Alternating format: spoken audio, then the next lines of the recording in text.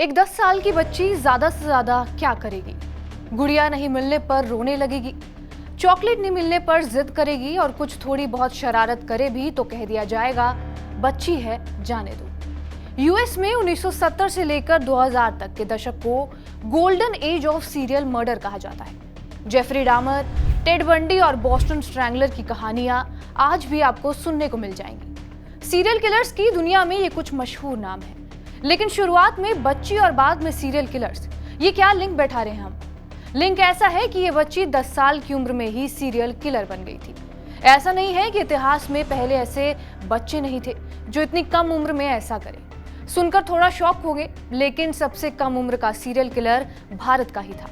1998 में बिहार के मुसहरी गांव में पैदा हुए लड़के अमरजीत सदा को दुनिया का सबसे कम उम्र का सीरियल किलर कहा जाता है। जब ये 8 साल का था तब उसने 3 बच्चों को मार डाला था। खैर, सदा की कहानी फिर कभी सुनाएंगे, लेकिन पहले उस 10 साल की बच्ची की कहानी जो इंग्लैंड की रहने वाली थी और नाम था मैरी बेल। इस बच्ची ने पहली हत्या करने के बाद पेंसिल से अपनी कॉपी पर यह लिखा कि वो हत्या करना जारी रखेगी क्योंकि उसे ये अच्छा लगता है। लेकिन जैसे कहते हैं कि हर क्रिमिनल की कोई कहानी होती है, मैरी बेल का अतीत भी कुछ ऐसा ही था। तो आइए आज हम आपको इसी मैरी बेल की कहानी बताते हैं। नमस्कार, मेरा नाम है रिया शर्मा और आप देख रहे हैं TV9 डिजिटल। तारीख 26 मई 1957। एक 16 साल की लड़की इंग्लैंड के हॉस्पिटल में एक बच्ची को जन्म देती है, लेकिन जब उसने अपनी बच्ची को देखा तो वो बोली, इस चीज को मुझसे दूर कर दो। दरअसल ये 16 साल की लड़की एक सेक्स वर्कर थी। इसी की बेटी का नाम मैरी था। माँ सेक्स वर्कर थी तो वो घर से ज्यादातर दूर रहती थी। एक बार उसने मैरी को पहले माले की खिड़की से गलती से नीचे गिरा दिया। वहीं दूसरी बार मैरी नींद की गोलियों का ओवरडोज ले चुकी थी। कुछ लोग मानते थे कि बेटी ऐसा जानबूझकर कर रही है ताकि उसे मैरी से छुटकारा मिल सके, और 4 साल की उम्र में ही उसने मैरी बेल को सेक्स वर्क के लिए इस्तेमाल करना शुरू कर दिया। बचपन में ही मैरी को मानसिक और शारीरिक शोषण से गुजरना पड़ता था। जैसे जैसे मैरी बड़ी हुई वैसे ही वो हिंसक होना शुरू हो गई। वो स्कूल के बच्चों से लड़ती थी और अक्सर उनका गला घोंटने की कोशिश करती थी। इसी वजह से लोग अपने बच्चे मैरी के साथ खिलाना पसंद नहीं करते थे। लेकिन वो अपना खाली समय नॉर्मा जॉयस बेल नाम की लड़की के साथ बिताती थी, जो उनकी पड़ोसी की ही 13 साल की बच्ची थी।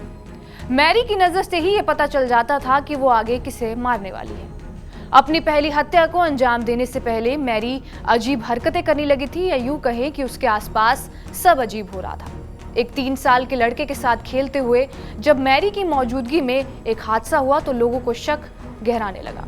आस पड़ोस की माएं ये शिकायत करने आती थी कि मैरी ने उनकी बेटियों का गला घोंटने की कोशिश की है, लेकिन इनमें से किसी ने भी अपनी जान नहीं गंवाई थी। फिर आती है 25 मई 1967 की तारीख। इंग्लैंड के स्कॉट्सवुड में एक खाली घर में 4 साल के मार्टिन ब्राउन की मैरी बेल ने गला घोंटकर हत्या कर दी। जब पुलिस ने मार्टिन का शव देखा तो वो हैरान थे। मार्टिन के चेहरे पर खून और लार के अलावा हिंसा हुई हो इसका कोई सबूत नहीं था, लेकिन उस डेड बॉडी के पास एक पेन किलर दवा की खाली बोतल जरूर पड़ी थी, और पुलिस ने उसी बोतल को सुराग करार करके मार्टिन की मौत को एक दुर्घटना का नाम दे दिया और ये मान लिया कि मार्टिन ने ये गोलियां ज्यादा निगल ली थी, जिसकी वजह से उसकी जान चली गई। मार्टिन की मौत हुई, लेकिन मैरी पुलिस के शक से कोसों दूर थी। वो मार्टिन की मौत के बाद अक्सर उसकी मां के पास दरवाजे पर पूछती थी कि उसे मार्टिन की लाश जो इस समय ताबूत में है उसे देखना है।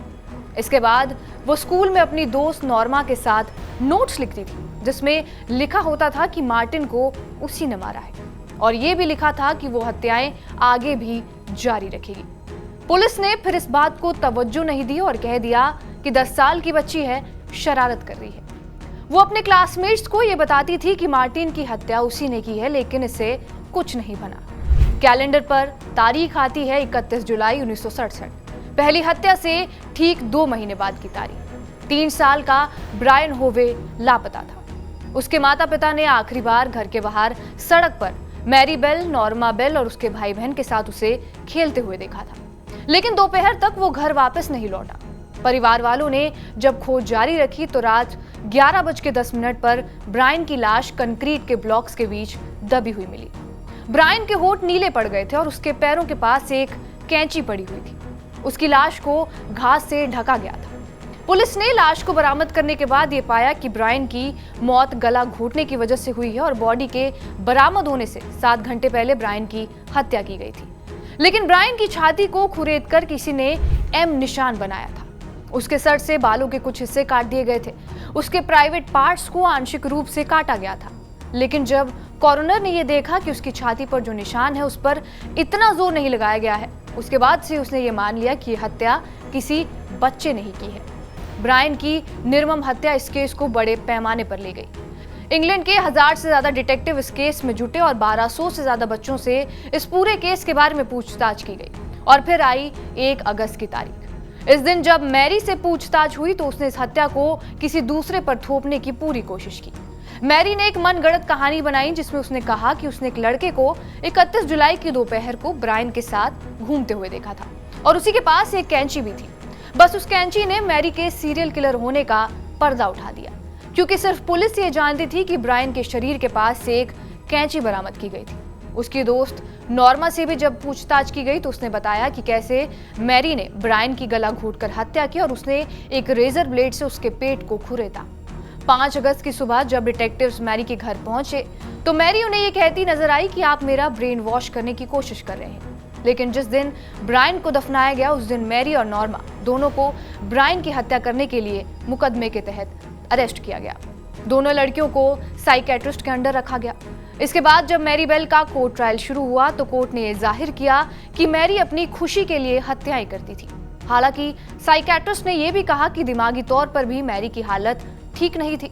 ब्रिटिश प्रेस ने मैरी बेल को तब जन्मजात दुष्ट यानी कि बॉर्न इविल कहा था। नॉर्मा बेल को एक अनिच्छुक साथी के रूप में माना गया जो बुरे प्रभाव में पड़ गई थी और उसे बरी कर दिया गया। कोर्ट ने आखिर में ये कहकर मैरी को सजा सुनाई कि वो एक खतरनाक इंसान है और उसे अनिश्चित कैद की सजा सुनाई जाए। 12 साल बाद 1980 में उसे लाइसेंस पर रिहा कर दिया गया है, जिसका मतलब था कि वो तकनीकी रूप से अभी भी अपनी सजा काट रही थी, लेकिन रहते हुए ऐसा करने में वो सक्षम नहीं थी। आगे जाकर मैरी बेल की एक छोटी बेटी भी हुई। आज मैरी बेल एक गुप्त पते पर सुरक्षित हिरासत में है। वो और उसकी बेटी दोनों गुमनाम है और अदालत के आदेश के तहत सुरक्षित है। लेकिन आज भी वो ब्रिटेन के इतिहास में सबसे खतरनाक हत्यारों में से एक बनी हुई है। तो ये थी कहानी मैरी बेल की। आपको ये वीडियो कैसी लगी हमें कमेंट बॉक्स में जरूर बताएं। बाकी देश और दुनिया की तमाम बड़ी खबरों के लिए और ऐसी ही किस्से कहानियों के लिए बने रहे हमारे साथ TV9 डिजिटल पर।